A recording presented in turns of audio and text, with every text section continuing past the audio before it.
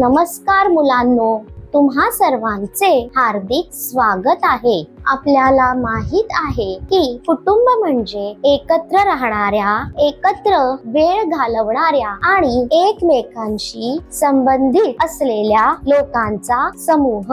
आज आपण कुटुंब वर्ग 4 पर्यावरण विज्ञान या धड्यातून कुटुंब वृक्ष आणि कुटुंबातील सदस्यांमधील शिकण्याचे परिणाम या सत्राच्या शेवटी तुम्हाला हे समजेल। कुटुंबातील सदस्यांमधील नातेसंबंध, वंशवृक्ष। कीवर्ड्स: आजोबा, आजी, वडील, आई, भाऊ, काका, काकू, चुलत भाऊ। कुटुंब नातेसंबंध, 2 किंवा अधिक लोकांमधील संबंध। वंशवृक्ष कुटुंबातील सदस्यांमधील नाते दर्शवते। सत्र सुरू करण्यापूर्वी या सत्राचा संकल्पना नकाशा पाहूया। एके दिवशी दीपिका नावाची एक लहान मुलगी उन्हाळ्याच्या सुट्टीत तिच्या आजोबांच्या घरी गेली।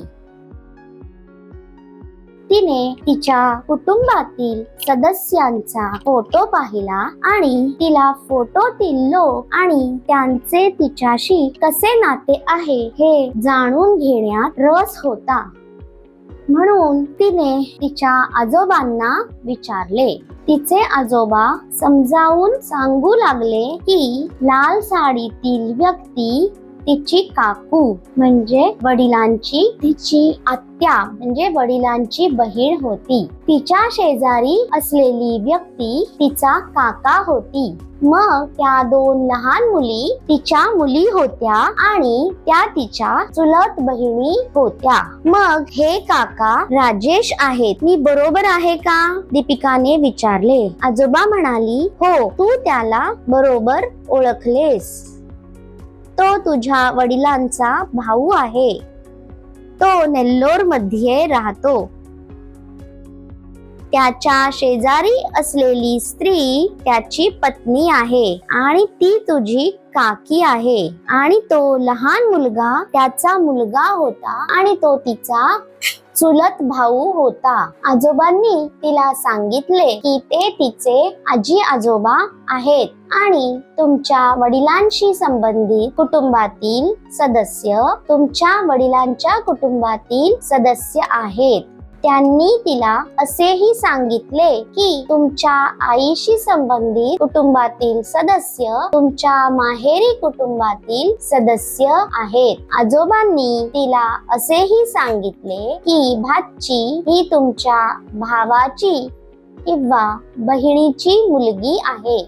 आजोबांनी दीपिकाला सांगितले की कुटुंब म्हणजे एकमेकांशी संबंधित लोकांचा समूह। ते एकाच घरात एकत्र राहू शकतात किंवा राहू शकत नाहीत।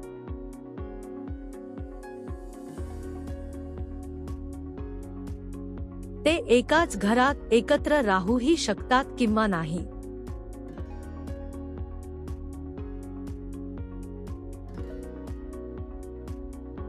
पण ते एकमेकांवर प्रेम करतात। कुटुंबे झाडाच्या फांद्यांसारखी असतात।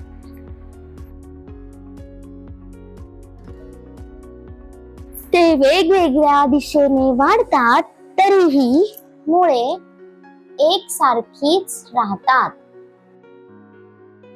आजोबांनी दीपिकाला सांगितले की हा फोटो स्वतः एक कुटुंब वृक्ष आहे। ते तुम्हाला सर्व लोक आणि तुम्ही सर्वांशी कसे संबंधित आहात हे दाखवते। दीपिकाने तिच्या आजोबांना सांगितले की ते आमच्या कुटुंबाच्या नकाशासारखे आहे आजोबांनी तिला सांगितले की ती बरोबर आहे आणि तिला सांगितले की हे संबंध समजून घेतल्याने आपल्याला आपल्या कुटुंबाला अधिक चांगल्या प्रकारे जाणण्यास मदत होते. मग दीपिकाने पिढ्यानुसार स्वतः एक कुटुंब वृक्ष बनवला.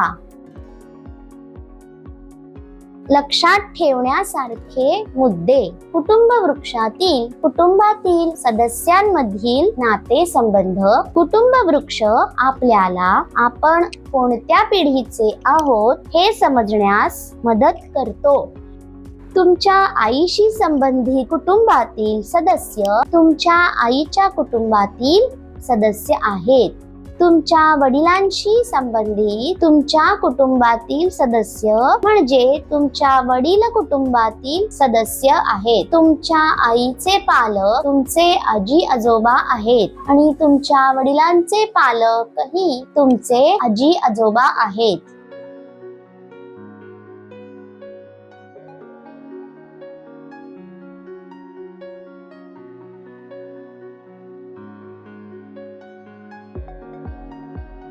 पाहिल्याबद्दल धन्यवाद.